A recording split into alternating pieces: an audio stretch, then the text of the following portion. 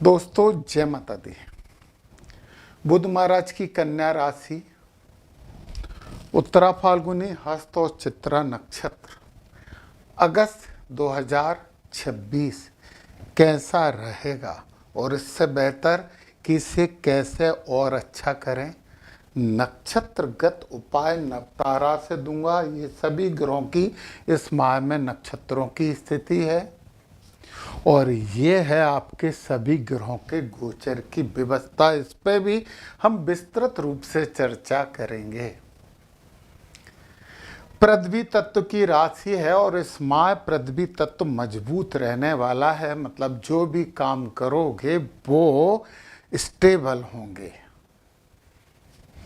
आकाश तत्व थोड़ा कमजोर है, तो ध्यान जप और मंत्र जाप द्वारा आकाश तत्व को मजबूत कर लीजिए।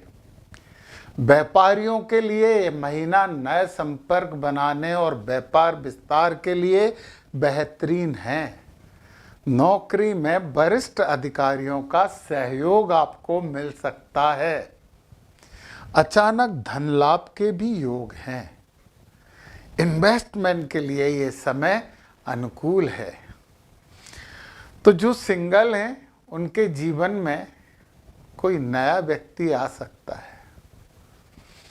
नींद थोड़ी सी समस्या देने वाली है और थोड़ी सी व्याकुलता भी आपको रहेगी, परंतु योग और ध्यान का सहारा लेंगे तो ये सब चीजें ठीक हो जाएंगी। चलिए, बहुत अजीब तरीके से मैं ग्रह गोचरीय व्यवस्था की बात करने वाला हूं।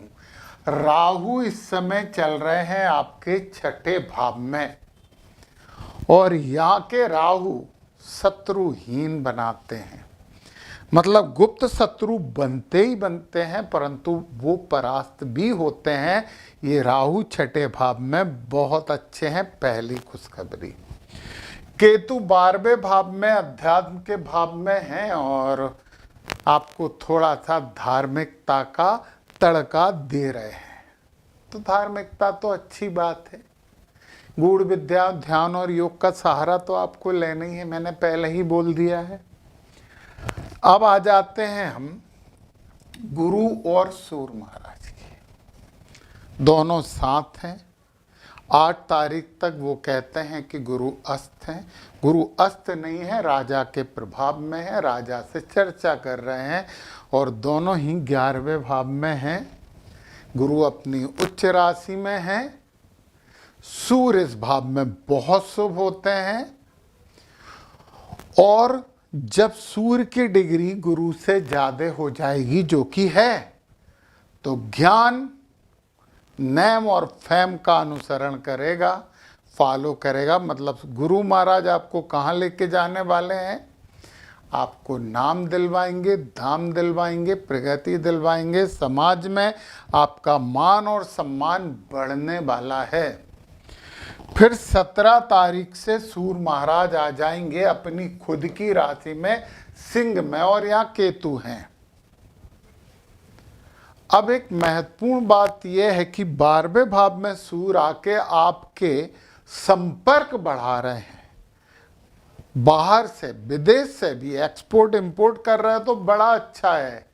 और विदेशों से संबंध या विदेशों का कोई भी माल कर रहे हो, मल्टीनेशनल कंपनी में हो, यहाँ पे सूर्य अच्छे हैं। सुबह उठ के सूर्य महाराज को जल दे दीजिए, बहुत अच्छा होगा। उगता सूर्य देखोगे ना तो जीवन में भी रोशनी का उजाला बढ़ता चला जाएगा। और अब हम बात कर लेते हैं, शुक्र महाराज आपके लग्न में बैठे हैं, हालांकि बुध की राशि में है, आपकी राशि में है, तो भौतिकता की तरफ थोड़ा सा आकर्षण बढ़ा रहे हैं। परंतु पार्टनर वाले भाव में जहाँ शनि बैठे थे, उस भाव को देखकर शनि का जो थोड़ा बहुत दुष्प्रभाव था ना, 7वें भाव में थोड़ा सा पार्टनर के साथ संबंधों में थोड़ी सी दूरी बनती है। ज्यादा कुछ नहीं होता, थोड़ी सी दूरी। वो भी नहीं बनेगी। क्यों नहीं बनेगी? क्योंकि हमने एक बहुत महत्वपूर्ण बात की चर्चा नहीं की। गुरु गुरु 1 2 3 4 5 आपके पराक्रम भाव पे छोटी छोटी धार्मिक यात्राएं करवाने के लिए अमृतमयी दृष्टि डाल रहे हैं। छोटे भाई बहनों से लाभ होने वाला, यात्रा से लाभ होने वाला। और जो लोग सोशल साइट पे हैं और कुछ कर रहे हैं उनके लिए गुरु महाराज अमृतमयी दृष्टि डाल रहे हैं। आपके व्यू और सब्सक्राइबर बढ़ने वाले हैं, पक्की बात है। इस घर पे यानी 5वें घर पे आनंद का भाव है, शादीशुदा हो तो संतान का भाव है, प्रेम का भाव है, शिक्षा का भाव है।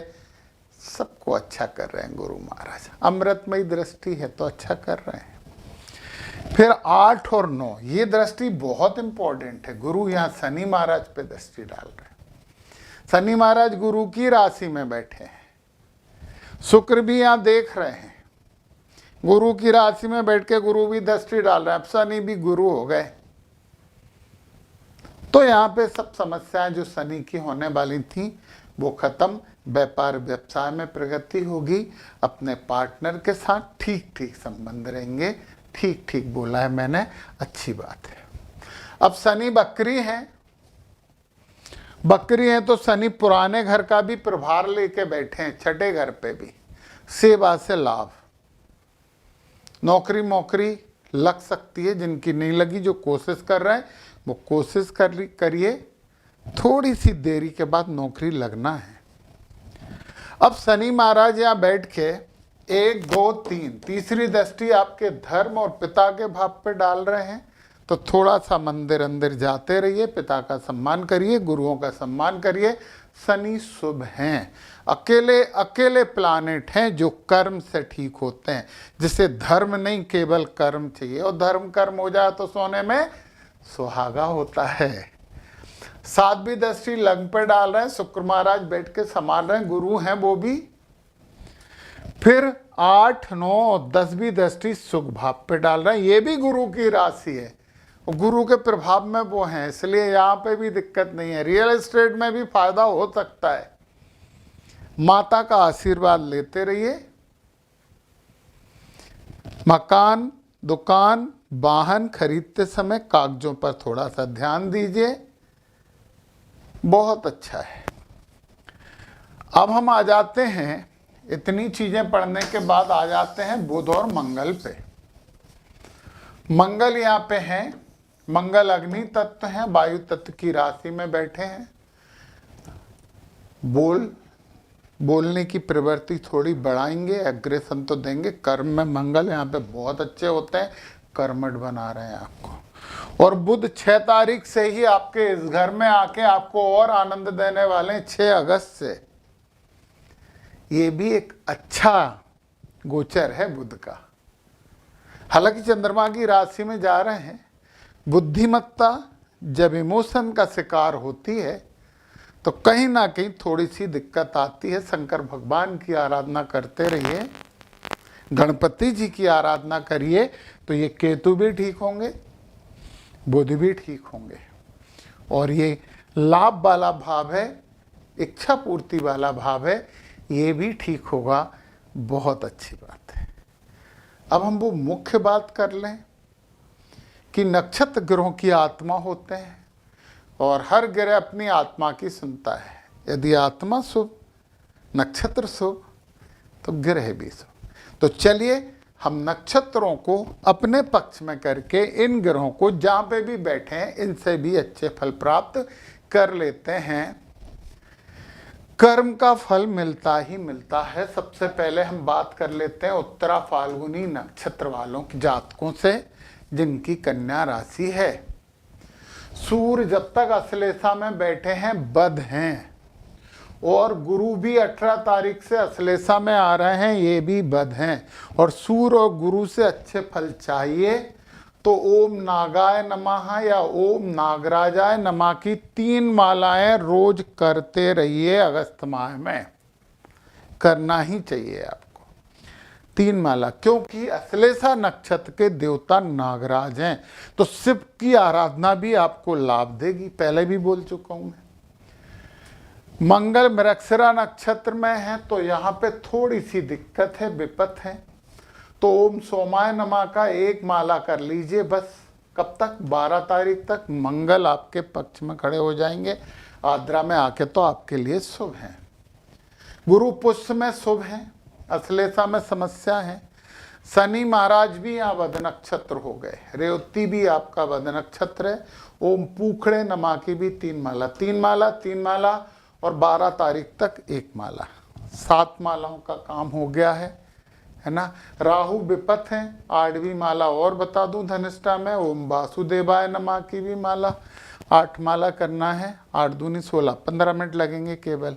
कर सकते तो करिए 3-3 माला की जगह पे ओम नागाय नमः और ओम पूखड़े नमा की 2-2 माला भी कर सकते, परंतु 2 तो जरूर करना है ना, थोड़ी ज्यादा मालाएं हो गई उत्तरा फाल्गुनी वालों को। चलिए अब हम बात करते हैं हस्त नक्षत्र, जिसके हाथ में कुछ ना कुछ तो कलाकारी होती है। वाणी भी बहुत मजबूत होती है इनकी।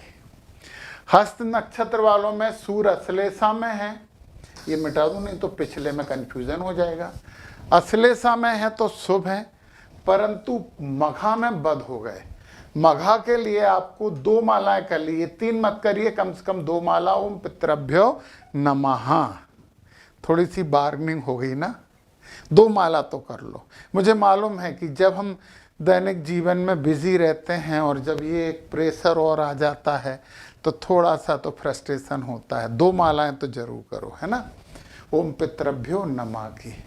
मंगल मृगशिरा में है तो धन दे रहे हैं 12 तारीख तक। आद्रा में आके थोड़ी सी समस्या आ गई और आद्रा नक्षत्र में आएंगे तो ओम रुद्राय नमः की 1 माला करनी है 12 तारीख के बाद।